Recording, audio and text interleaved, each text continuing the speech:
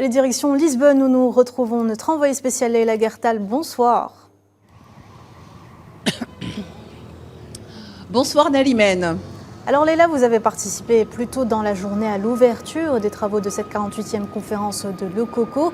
Quelles ont été les retombées de cette première journée qui a été riche apparemment ?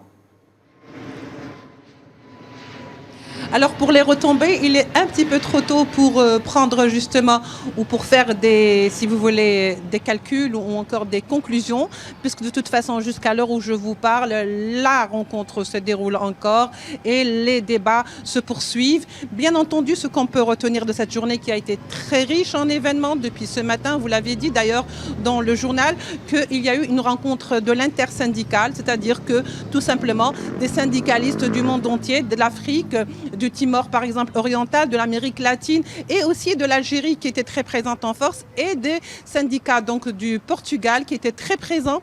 Ils ont donc tenu à rappeler leur soutien indéfectible à la lutte du peuple sahraoui et surtout à la justesse de la cause sahraoui. Bien entendu, plus tard dans l'après-midi, il faut dire compter vers les environs de 15 heures, a donc commencé cette rencontre de Lococo pour laquelle se s'est mobilisé autant de monde aujourd'hui. Et c'est également, cette journée a été riche d'ailleurs par la qualité de ses hôtes, de ses invités et de ses participants. Parce qu'il faut dire aussi qu'au début de l'ouverture de Lococo, il y avait des personnalités éminentes, des ambassadeurs.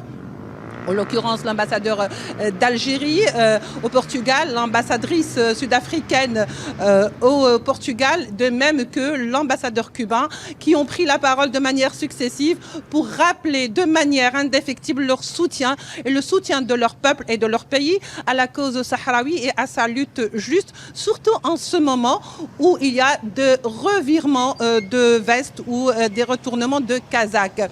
Donc finalement, le point a été fait, le décor a été planté, le soutien au peuple sahraoui est là pour rappeler que le Sahara n'est pas seul, que sa cause est défendue par plusieurs pays, surtout des pays qui ont traversé le joug du colonialisme. Il faut également rappeler que la prise de parole a été faite et le point a été mis sur le fait que aujourd'hui l'option qui est de plus en plus donc en vogue en ce moment, celle donc du plan ou soi-disant plan d'autonomie qui est proposé ici et là par certains pays, et pour rappeler que finalement il n'y a qu'une seule option pour le peuple sahraoui pour retrouver sa liberté, et c'est celle de l'autodétermination comme le stipule le droit international et bien sûr les Nations Unies. Il y a un autre sujet quand même, ou un autre aspect, Nalimène, sur ce qu'on appellerait le leitmotiv ou même le sujet même de ce débat ou de cette rencontre de Lococo,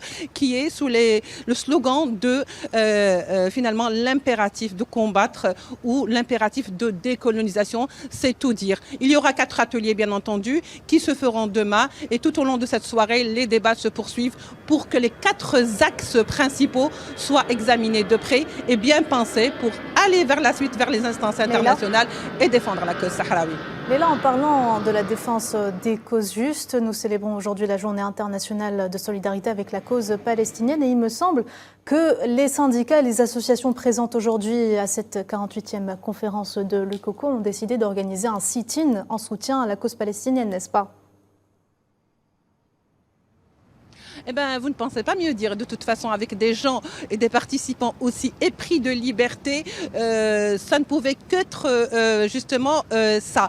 Parce qu'on va dire d'abord, pour commencer, que cette journée était riche également en émotions, hein, il faut le dire. Parce que lorsque le président de Lococo, Pierre Galland, a pris la parole à son tour pour d'ailleurs souhaiter la bienvenue à tous ses participants, il a tenu à ce qu'une minute de silence soit observée à la mémoire de maître Gilles Devers, cet avocat de la cause sahraoui et de la cause palestinienne, qui a consacré d'ailleurs toute sa vie jusqu'à la dernière ou jusqu'au dernier souffle pour la cause palestinienne et sahraoui. Donc une minute de silence a été observée en son honneur.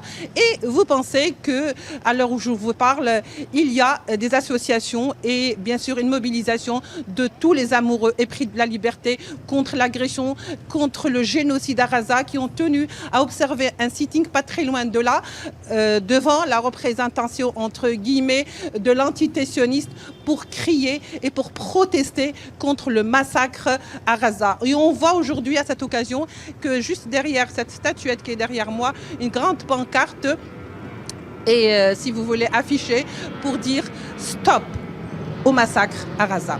Très bien. Merci beaucoup Leila Guertal d'avoir répondu à nos questions. Je rappelle que vous étiez en direct de Lisbonne au Portugal. On vous retrouvera dans nos prochaines éditions.